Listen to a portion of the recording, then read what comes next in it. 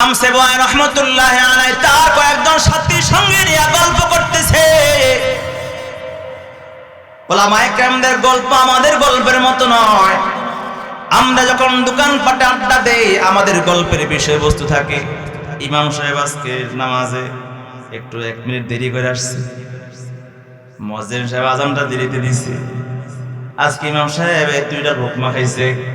ইমাম সাহেব অমুকের দোকানে বেশি বেশি চা খায়, কি রে ব্যাপারটা? ইমাম সাহেব দেখছি পত্রিকাও পড়ে, ব্যাপারটা কি? এই শুনছো নি কি ইমাম সাহেব তো বিশাল বড় মোবাইল একটা কিনছে, কথা কয় না, সমালোচনা করে কি করে না জোরে বলেন। আমরা একে অন্যের সমালোচনায় ব্যস্ত থাকি, কিন্তু উলামায়ে কেরাম যখন একত্রিত হয় তখন তারা কোরআন এবং সুন্নাহ মাসআলা মাসাইল নিয়ে গবেষণা করে। ইমাম সেবওয়াই রহমাতুল্লাহি আলাইহি তার বন্ধুদেরকে সঙ্গে নিয়ে আলাপ করছিলেন। একজন বলল, বড় দেখি দুনিয়ার জমিনে সবচেয়ে সুন্দর নাম কি, সবচেয়ে প্রসিদ্ধ নাম কি? এক একজন এক একটা নাম বললেন। কেউ বললেন জান্নাত, কেউ বললেন ফেরেশতা মালায়েকা, কেউ বলেন হাসর, কেউ বলেন কবর। এক একজন এক একটা নাম বলছেন, কিন্তু ইমাম সেবওয়াই রহমাতুল্লাহি আলাইহি বললেন, আমার কাছে মনে হয় আল্লাহর জমিনে, দুনিয়ার জমিনে সবচেয়ে মশহুর এবং প্রসিদ্ধ সুন্দর নাম হলো আল্লাহ। আল্লাহু আকবার, জোরে বলেন না। আল্লাহ আল্লাহ বলো বান্দা, আল্লাহ আল্লাহ বলো জোরে, আল্লাহ আল্লাহ আল্লাহ আল্লাহ আল্লাহ। হুকমে খুদা নবীর তরিকা, হুকমে খুদা নবীর তরিকা, শহদা মেনে চলো। আল্লাহ আল্লাহ বলো বান্দা, আল্লাহ আল্লাহ বলো জোরে, আল্লাহ আল্লাহ আল্লাহ আল্লাহ।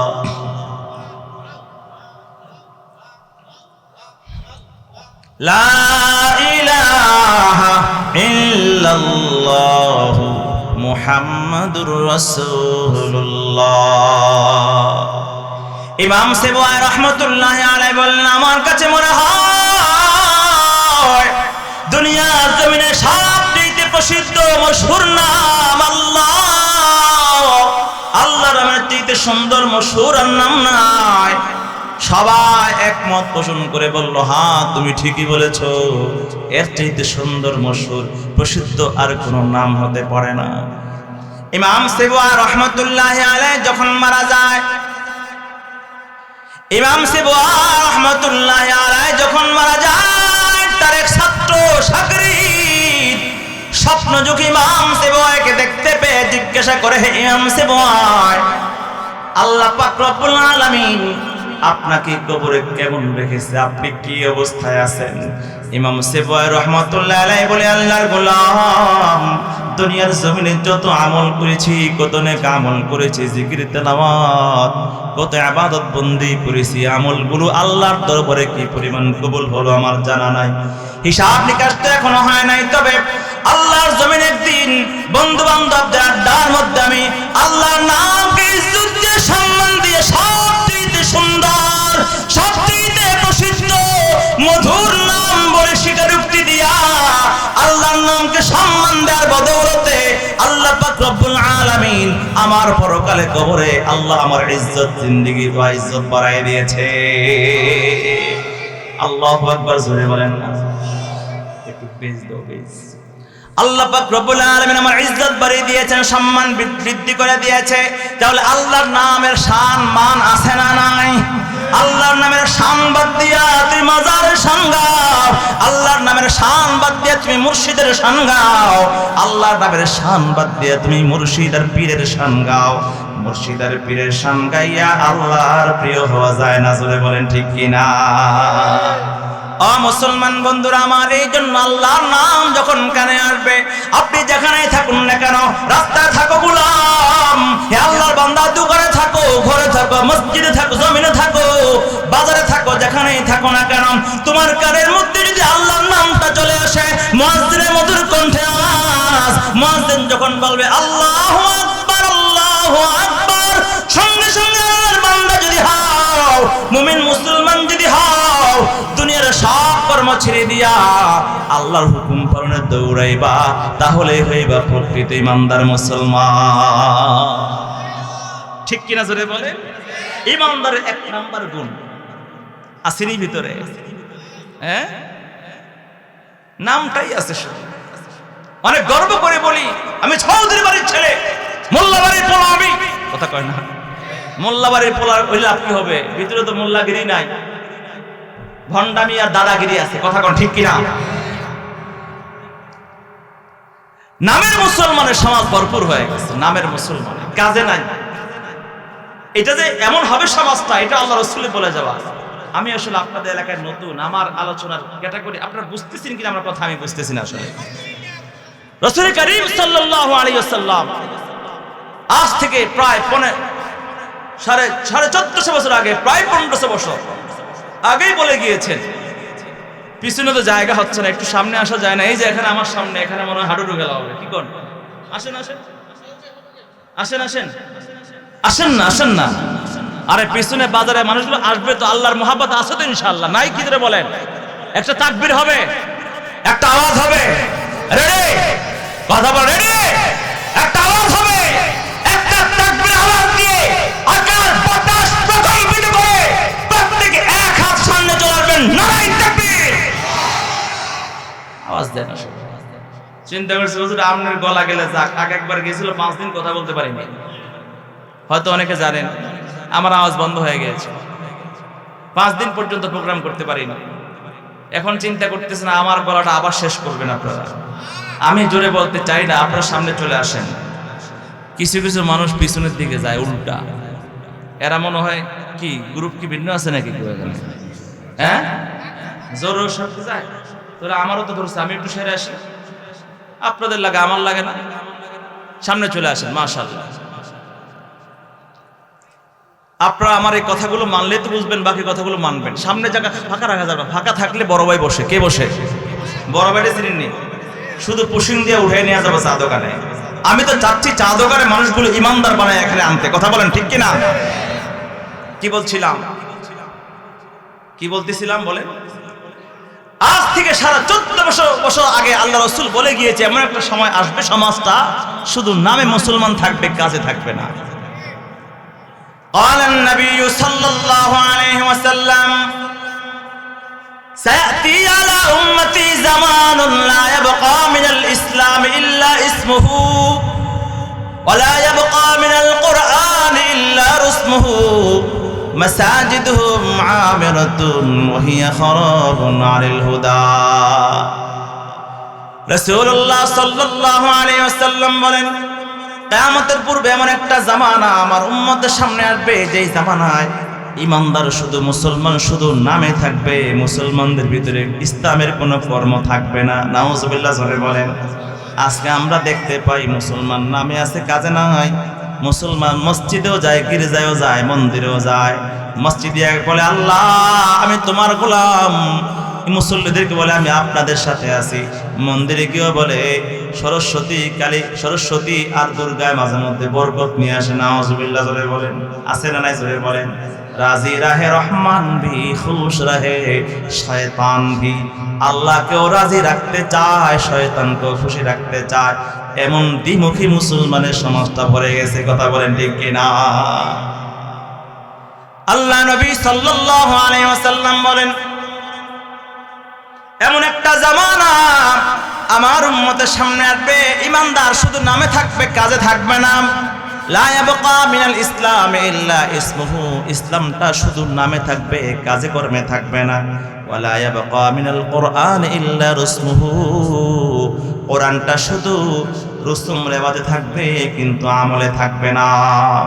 বাস্তবে কোরআন থাকবে না, রুসুম রেওয়াজ থাকবে। রুসুম রেওয়াজ মানে বাবা মারা গেছে 40 খতম পড়ো, কথা কয় না। 3 দিনে একটা খতম পড়াও। মুসলমানের দিনে অনুষ্ঠান করো, আর হাফেজ ভাড়া করে এনে খতম পড়ায়া দাও। বাবা মারা গেছে, দাদি মারা গেছে, নিজে কেউ কোরআন পড়তে পারে না, নিজের করে কোরআনের কপিটা পর্যন্ত নাই। মুসলমান দাদির শিওরে কোরআন পড়ার জন্য, দাদার শিওরে কোরআন পড়ার জন্য হাফেজ আলেমদেরকে নিয়ে এসে হাদিয়া দিয়া ভাড়া করে। এই রসুম রেওয়াজ আমাদের সমাজে বর্তমানে চলে কি চলে না? তেলাওয়াত তো করবেন, আপনি নিজে করেন না কেন? আপনার ছেলেকে দিয়া করান, আপনার মাকে দিয়া করান, সন্তানদেরকে দিয়া করান।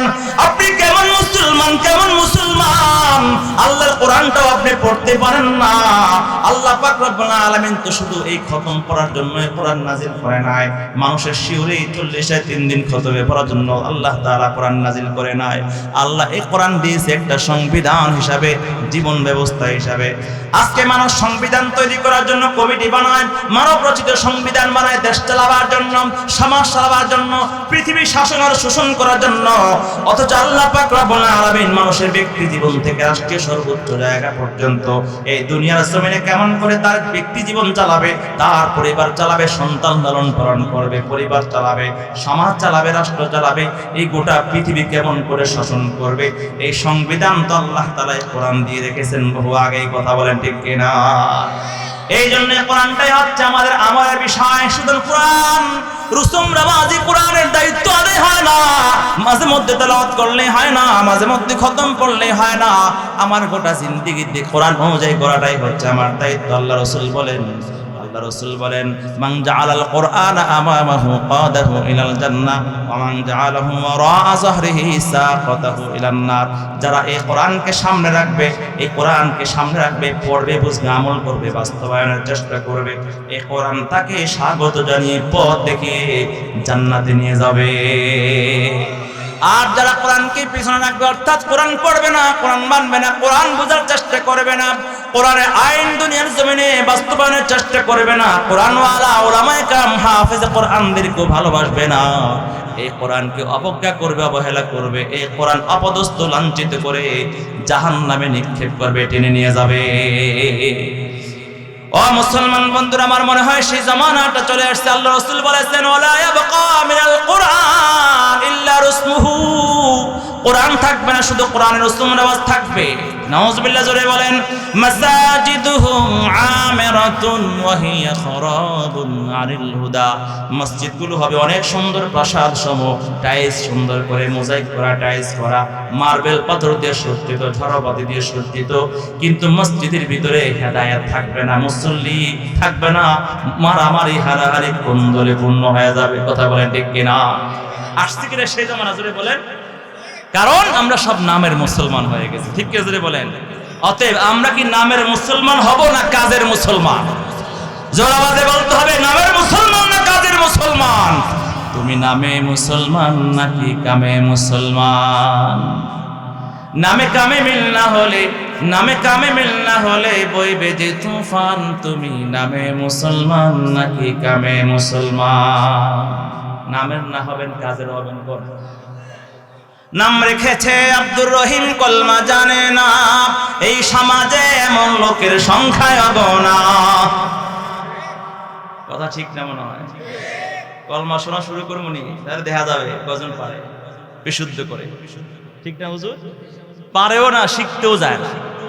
ইমাম সাহেবের কাছে, এই যে ইমাম সাহেব দুজন, এই যে আজকের মাহফিলের সভাপতি সাহেব, আপনাদের সবার ছেলে তাজ, আমি যদি এখন খবর নেওয়া শুরু করি, তাহলে হুজুরা বলবেন, হুজুর গত 1 বছরের মধ্যে কয়জন আসছিল সূরা ফাতিহা বিশুদ্ধ করার জন্য, কয়জন আসছিল কালিমায়ে শাহাদাতকে শেখার জন্য, কয়জন আসছিল জানাজার দোয়া শিক্ষা করার জন্য?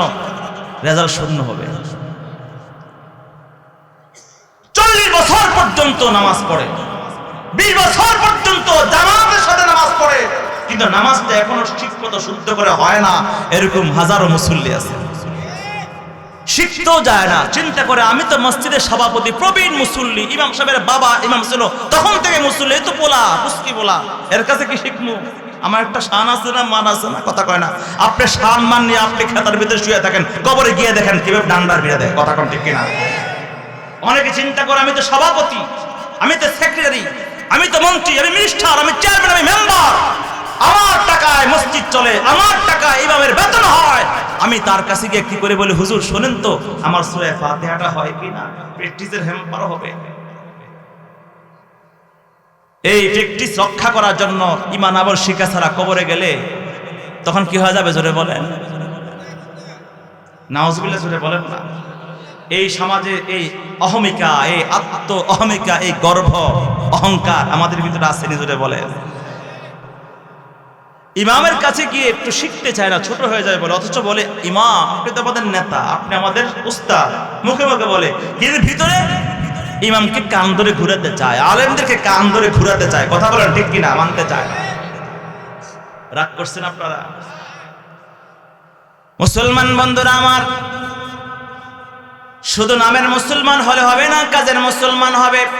নামে কামে মিল না হলে, নামে কামে মিল না হলে বইবে যে তোফান, তুমি নামে মুসলমান নাকি কামে মুসলমান।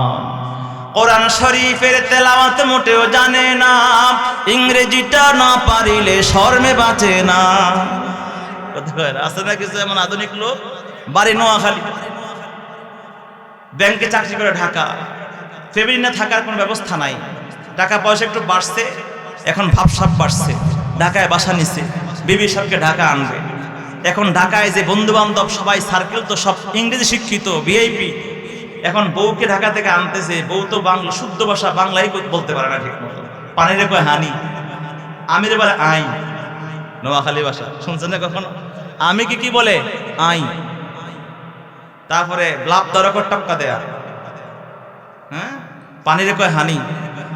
এখন চিন্তা করতেছে এই বউ নিয়ে তো সমাজে সোসাইটিতে কি করে চলবো, তো শিক্ষা দিচ্ছে যে তুমি বাংলা যাই কো, চুপচাপ কম থাইকো, দুই চারটা যাই বলে, মাঝে মধ্যে কিছু ইংলিশ বলার চেষ্টা করো। আমি জীবনে স্কুলে যাই রে, ইংলিশ থেকে বলবো বলে, মনে করো আমি তোমার কি স্বামী, স্বামী ইংলিশ হলো কি হাজবেন্ড, কি হাজবেন্ড।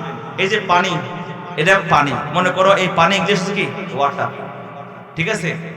তারপরে ছেলে বেবি, মাকে বলে মম, এই কিছু শিখাইছে। শিখায়া ঢাকা শহরে আসার পরে একদিন বন্ধুর বিয়ের অনুষ্ঠান না পার্টিতে, জন্মদিন অনুষ্ঠানে গিয়েছে, যাওয়ার সব শিখে সাবধান, আমাকে কিন্তু স্বামী বলবা না, হাজবেন্ড বলবা, যেটা আমার হাজবেন্ড। এখন যাওয়ার পরে তার বন্ধুর কলিগদের যে স্ত্রী তারাও তো আসছে, ভাবিকে জিজ্ঞাসা করতে, ভাবি তার স্বামীকে দেখায় জিজ্ঞাসা করতেছে, এই যে দেখা যায় এটা আপনার কি হয়? এটা আমার হাফ প্যান্ট লাগে। কি লাগে?